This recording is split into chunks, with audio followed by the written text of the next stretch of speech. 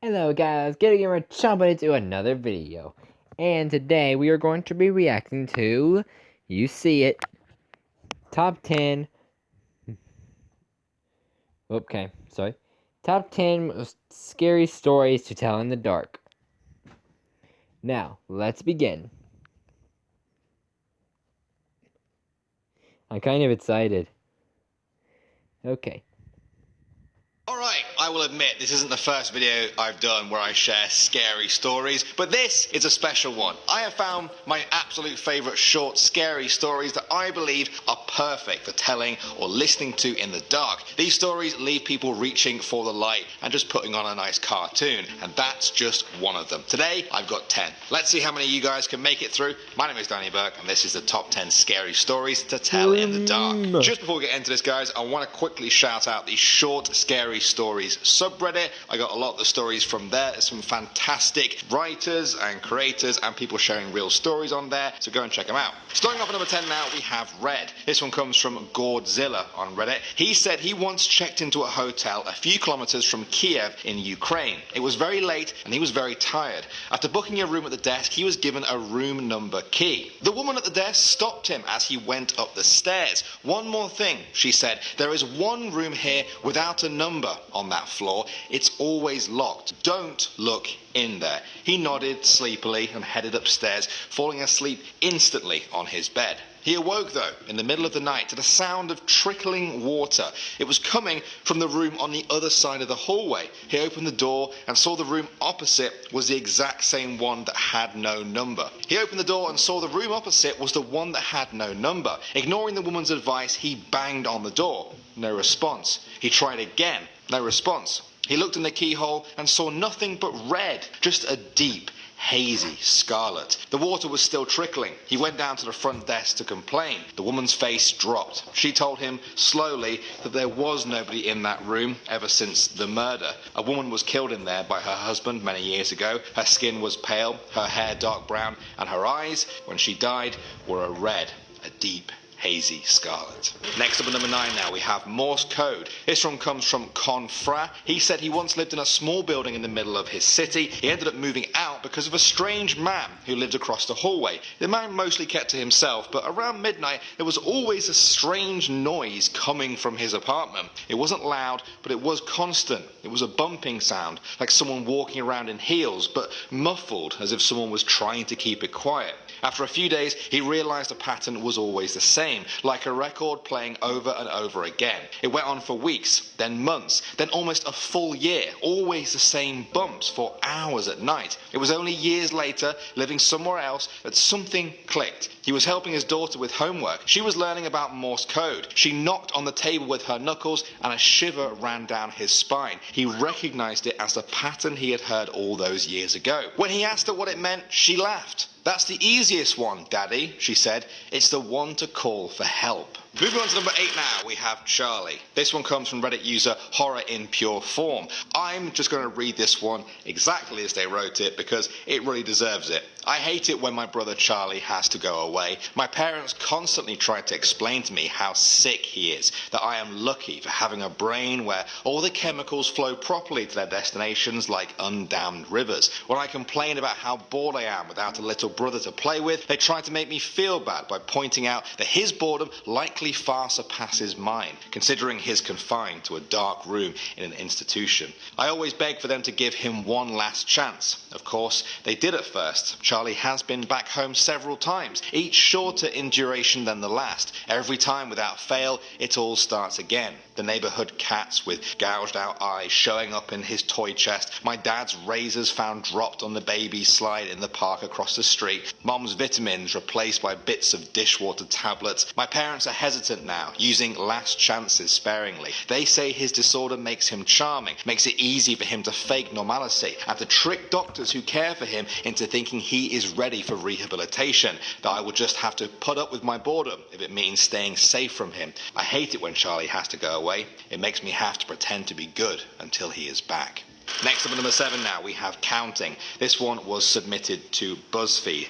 A man said his daughter woke him before midnight one night. He and his wife had picked her up from her friend Sally's birthday party earlier that night, brought her home and put her to bed. His wife went into the bedroom to read to her while he fell asleep watching the game. He awoke to feel his daughter tugging on his shirt sleeve. "Daddy," she said, "guess how old I'm going to be next month?" "I don't know, honey," he said as he slipped on his glasses. "How old?" She smiled and held up 4 fingers. The parents stayed up all night asking their daughter the same question for hours, but she refused to tell them where she got those 4 fingers from. Moving on to number 6 now, we have Guardians. This is a story from Dark Alligator. One day, a man awoke to a huge insect-like creature looming over his bed. It twitched and jerked its head, staring right down at him. He screamed and ran out of the room. When he sheepishly came back, though, the insect was gone. That didn't make sleeping again easier, though, and he stayed up all night wondering if it was a dream. The next morning, there was a knock at the door. He opened it to see one of the huge insects placing a plate filled with food on the floor. It then backed away from him. He ate the food, confused but content. Perhaps this was the beginning of a bizarre relationship. As well as cooking, the creatures poured baths for him and began to tuck him into bed. He began to worry they were fattening him up. After one greasy breakfast gave him heartburn, though, they actually replaced it with fruit. It seemed that they cared about him. One night, he awoke to gunshots and screaming. He raced downstairs to find a decapitated burglar being devoured by the insects. They were protecting him. One morning, the creatures wouldn't let him leave his bedroom. He lay down on the bed, confused but trusting them. After hours of lying there, he felt a pain through his body. It felt like his stomach was full of razor wire, and it was somehow moving. The insects chittered excitedly among themselves as his pain got worse. It was only when his skin began to bulge that he realized the insects hadn't been protecting him, they had been protecting their young. Moving on to number 5 now, we have The Sound of Silence. This one comes from Reddit user Doverhawk. She said after a lifetime of being deaf, her best friend just received cochlear implants. When he woke up from the surgery, they all stood around him. His wife was the first one to say anything. He heard her voice and at once began to cry. They all took turns speaking, letting him hear their voices and names, and with each word they said, he became more emotional. When they were all finished, silence hung in the room. He looked up at her and asked her what that sound was. It took a moment to understand what he was saying, and when she understood, she told him that he was hearing silence. He shook his head. "This isn't silence," he said slowly, hearing his own voice for the first time. "I've been hearing silence all my life, and this is different." A sound came from just outside the hospital room, and he perked up immediately. "Isn't that silence?" They all exchanged looks of trepidation around the room before she spoke. "No," she said slowly, "that was the sound of someone screaming." Moving on to number 4 now, we have Mother. This one comes from Reddit user Whoever Fights Monsters. She said that when she and her sister Betsy were kids, their family lived for a while in an old farmhouse. They loved exploring the dusty corners and climbing the apple tree in the backyard. Their favourite part was the ghost in the house. They named her Mother because she seemed kind and nurturing. Some mornings she and Betsy would wake up and find a cup of tea by their beds. They felt the ghost had left them there, worried that they would get thirsty in the night. Among the house's original furnishings was an antique wooden chair, which they kept against the back wall of the living room. Whenever they were watching TV or playing a game, Mother would inch the chair forward towards them. Sometimes she managed to move it all the way to the very middle of the room. They always felt sad putting it back against the wall, as they felt Mother just wanted to be near to them. Years later, long after they moved out, they found an old newspaper article about the farmhouse's original occupants. One of them was a widow who murdered her 2 children by giving them each a cup of poisoned milk before bed. Then she hung herself. The article included a photo of the farmhouse's living room with the woman's body hanging from a beam. Beneath her, knocked over, was the same old wooden chair placed right in the middle of the room. Next to number 3 now, we have the wallpaper. This one comes from Reddit user BatOutOfHell821. She said that her and her boyfriend once bought an old house. He took control of any new construction that was needed, converting a kitchen into the master bedroom, for example. She was on wallpaper removal duty and had her work cut out. The previous owner had covered every single wall and ceiling. Removing it was a real chore, but she got into the rhythm of it eventually. It began to feel satisfying, like peeling off a sunburn. She began to play a game, seeing what the longest piece she could peel off was before it finally ripped. She noticed that under a corner section of paper in every single room was a person's name and a date. Curiosity got the better of her one night, and she decided to Google one of the names and discovered that the person was actually a missing missing person. The name and the date matched perfectly. She didn't sleep well that night. The next morning, she made a list of all the names and dates. Her face got paler with each name that matched with a missing person. They called the police, who cornered off the whole area. She overheard two of the officers talking in one of the rooms.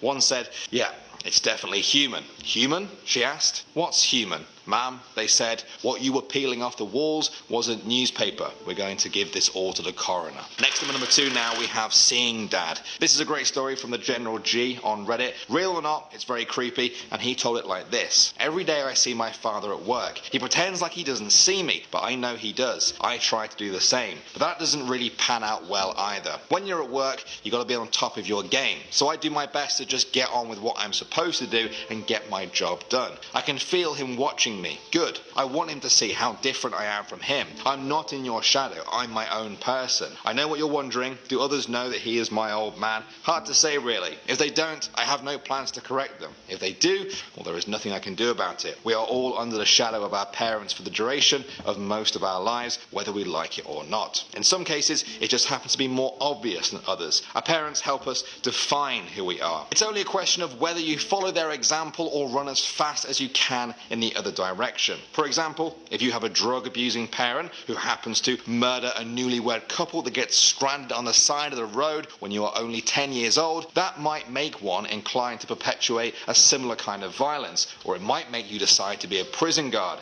so that you can make sure they and others just like them can't do it anymore, much like I did. And finally, number 1 now, we have Giggle. This is another one submitted to Reddit by a woman who said that one night she rushed out of her house to catch the opening act at her local bar's music night. After a few drinks, she realised her phone wasn't in her pocket. She checked the table that they were sitting at, it wasn't there. She tried the bar, the bathrooms, no luck. In the end, she gave up and decided to use her friend's phone to call her own. After 2 short rings, someone answered. "Hello?" she said. The other end of the line was silent. Then she heard a low, raspy giggle before the phone hung up. The person didn't answer again. She eventually decided to just go home. When she got to her bedroom, there she found her phone, lying on the table by her bed, right where she had left it. Ooh, well, was I right? Were they not pretty creepy? Come on, if you're watching this, then you must be one of the people who made it all the way through to the end of the video. Well done. Go and brag about it in the comment section below, and let me know what kind of video would actually scare you. I'll make sure I do that next on the channel. Until next time, thanks for watching. As always, guys, my name is Danny Burke, and I will see you all in the next one.